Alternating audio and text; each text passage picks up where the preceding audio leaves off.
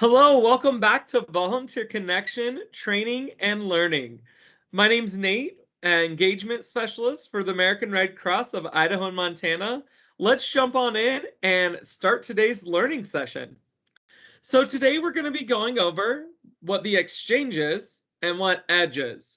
Now, I know I've had problems. They both start with an E, and sometimes I just click on the wrong one. And let's be honest, do you really know what each of them do?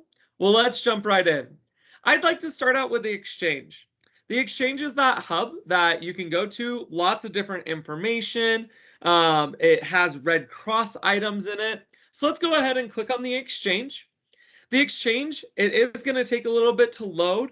In regard to the exchange, when you get here, down here at the bottom, it actually does a great overview about what the exchange is used for and how it can be beneficial to you as a volunteer.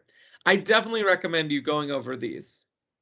On the exchange, though, the main page has lots of different items brought out by our national team, as well as here at the top, you can go over different items in regard to your training, staff service, what we offer, different response, as well as they have a search bar, which I love. Now, a lot of times you might be sent to the exchange if you have a Red Cross email. Now, not all of our volunteers have a Red Cross email, but if you do, to keep that email active, you have to click on the exchange button. So make sure, again, if you have a Red Cross email, I'll repeat it again, click on the exchange button, go to the exchange, and log in to the exchange. Once you're in the exchange, right here, if you click down this arrow that says Tools, it will actually tell you that you have a Red Cross one, and if you do, you need to have both of those profiles linked together. So you would just click this button here. Now, unfortunately, this profile that I'm using right now does not have a Red Cross account, and so she would not need to worry about clicking that button to actually get those two profiles connected. So the exchange is amazing. It's awesome. It has lots of opportunities to learn new items. I definitely recommend you can't break it. So go ahead, go and explore the exchange. Now we're going to jump into Edge. Now Edge is super important. Edge is where all of your training and resources lie for the training for your position. A lot of people will tell you, hey, go find this on Edge, or on Edge you have a profile, here's the information. So let's jump into Edge together. As you go into Edge, it will bring up to a main page. We just barely got a new program that is out for all volunteers, which I'm super excited about, called Percipio. Percipio actually offers additional training items that you as a volunteer are now able to watch and learn. It goes over different business guidances. It goes over how to work with coworkers, how to work with other employees. It's great just for personal learning, honestly. So definitely check out Percipio. It's right down here on this click button. In regard to Edge, Percipio does not take over Edge. Edge is still our main training program. They actually, exciting news, just got any of your Edge courses that you take, the hours will be transferred over into Volunteer Connection now. So that should be something really fun and new. I have recommended for volunteers to still check that out whenever they come and do training. Make sure those hours do get documented. The first place I would go once you do get onto Edge, your training platform, is click on My Transcript. My Transcript is 90% of the time going to house the items that you need to do for your training. So right here, very first one that all volunteers have is using Edge as a learner. This gives you an opportunity to learn what you need to do and how to do it, and how to use Edge effectively to make sure you get credit for your learning. Now, there's two buttons here. A lot of volunteers don't realize that. The first one's actually going to do that action item. So this is going to launch this video in a pop-up screen.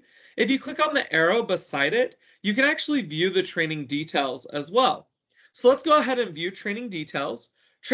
Details, it goes over what type of training it is, what it's used for, how many hours, and why we need it done as a trainer or as a volunteer.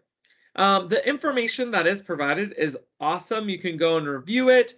I always like to review my courses that I'm doing before I actually take them, so I know the time that I need to set aside to make sure the course is finished and completed effectively. Now, on your transcript right here, you have active. These are active items that need done. you can click on completed. These are items that you've completed. And then you have archived. These are items that you've already completed, but you no longer need. In by title, you can sort it by status, date, training type, due date, and completion date. Now, usually if I'm under active, I try to do by due date, just because then I know when my training's due. A lot of times if the training isn't due, it's going to be requested to get it done as soon as you're able. You also can do types. So we have online classes as well as in-person or virtual classes that are online.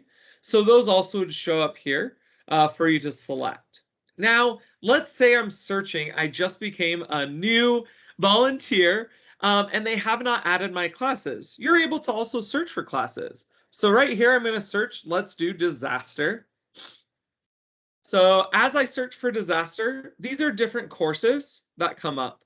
So these ones are actual courses that you have to sign up for with classes that are available. You can click here for show more, and this will actually bring other opportunities. There's actually RC Care, Individual Disaster Care Worker, which is a course you can do, the Client Care Program, and as you go down, there's more specific classes depending on what you need. Please contact your supervisor if there's a certain class that you're looking for, and they can also assist you in making sure that it shows up on your profile or that you have access to it. Now, let me go in. I'm going to do one that I know for sure, our Donor Ambassador Program. So our Donor Ambassador Program, as I searched for it, here's the curriculum right here. So let's go ahead and click into it. As I click into the Donor Ambassador curriculum, it goes over the information. There's an online class and there's also events. So I can pick which course I want to take. I like to personally take the online courses. If you want to have more of that classroom setting, you can find the event courses and see if there's an event available that you can do. Now going back to our home page, maybe, wait for it. Sometimes my computer is slow as well. Going back to the home page, it kind of just has those quick buttons on this side on the right that you can click on, as well as any information or updates. Now, to be honest with you, the moment I come into Edge, I immediately click on my transcript, but very similar to Volunteer Connection and the Exchange, you can't break anything. So please feel welcome to explore our Edge curriculum and Edge training courses so you can learn more, as well as if there's any information that you have questions about, please reach out. We'd love to help you. So that's it for this video. I hope you've understood more about the Exchange, more about Edge, how both of them work. If you have any questions, please reach back out. I would love to help you personally. Again, my name's Nate. My phone number 208-488-5231.